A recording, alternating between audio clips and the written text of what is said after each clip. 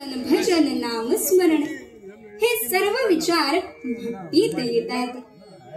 खरं तर हे सर्व करण्याकरता देवाने आपल्याला सुंदरसा देह दिला, शरीर दिले, नाक दिले, कान दिले, डोळे दिले, हात दिले, पाय दिले। हे सर्व कशा करता माहित आहे? संत तुकाराम महाराज आपल्याला सांगतात, घे माझे वाचे, घे माझे वाचे, घे माझे वाचे, गोड नाम विठ्ठलाचे, गोड नाम विठ्ठलाचे, गोड नाम विठ्ठलाचे।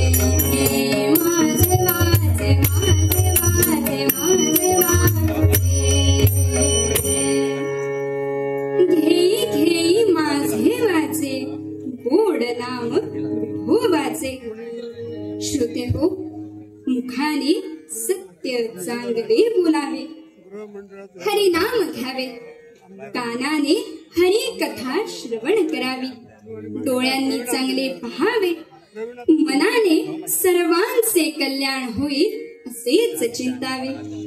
जसे आपण ऐकतो, पाहतो, खातो, पितो, बोलतो त्याचे बरे किंवा वाईट संस्कार आपल्यावर होतात। म्हणून चांगलेच पहावे, चांगले ऐकावे, चांगल्या विचारांचे जतन करावे। ते विचार हरी कथेत आहेत, म्हणून हरी कथा श्रवण करा। श्रोते हो, या अभंगाच्या शेवटच्या चरणात तुकाराम महाराज म्हणतात, तुका म्हणे पीसी, वाया गेली किती ऐसी। हरी कथा श्रवण न करता कितीतरी लोक आपले जीवन फुकट वाया व्यर्थ घालवतात। आज कुणाला गप्पा गोष्टींचे पिसे असते, कुणाला खाण्यापिण्याचे पिसे असते। अहो, हल्ली मुलांना मोबाईलचे पिसे लागले आहेत। त्यांच्या त्या पिशेपणामुळे आज पालकांना देखील पिसे होण्याची पाळी आली आहे। या सगळ्यातून तारण्याकरता हरी कथा श्रवण करावी, मुखाने हरी नाम घ्यावे, भगवंताला शरण जावे, देवाला आवडेल असेच वागावे। श्रोते हो, आपण नेहमी चांगल्या कार्यामध्ये सहभाग घ्यावा।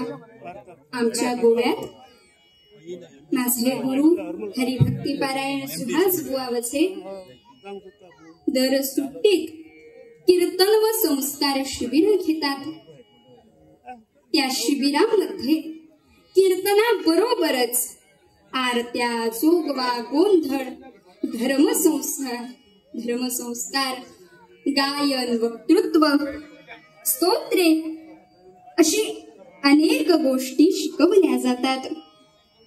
अशा कार्यात, अशा शिबिरांमध्ये आपल्या मुलांना जरूर पाठवावे। म्हापसा, फोंडा आणि माशेल अशा 3 ठिकाणी कीर्तनाचे वर्ग चालतात। तिथेही 11 वर्षावरील कोणालाही कीर्तनाची आवड असेल तर तिथे नक्की तुम्ही येऊ शकता। यातून नक्कीच तुमच्यावर चांगले संस्कार होतील। अशा कार्यामध्ये आपण नेहमी सहभाग घ्यावा, हरिनाम घ्यावे। घरात दररोज अर्धा तास तरी नामस्मरण केलेच पाहिजे। त्यातून आपल्या घरात चांगले वातावरण निर्माण होईल। अशा प्रकारे आपण देवाची भक्ती करावी, हरी कथा श्रवण करावे। मूळ पद्यात पद्यकार तेच सांगतात, आत्महत्या